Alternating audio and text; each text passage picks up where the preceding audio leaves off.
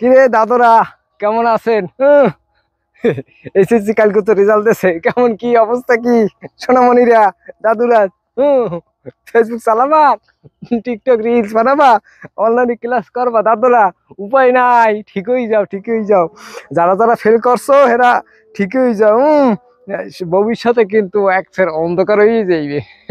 ঠিক আছে, আর উপায় থাকবে না। পড়াশোনা যদি না করো দাদারা কোনো গতি নাই। প্রতি বছরই কিন্তু এরকম ফেল আইবে। যাই হোক, আগের দিন ভুলে যাও, অটোপাসের কথা ভুলে যাও, আর জিনিস ভুলে যাও, রিলস ভিডিও বানানো ভুলে যাও, ফেসবুক ভুলে যাও, সবকিছু ভুলে যাইয়া মন দিয়ে পড়াশোনা করো। মা বাবার একটা স্বপ্ন আছে, এই স্বপ্নটা পূরণ করো।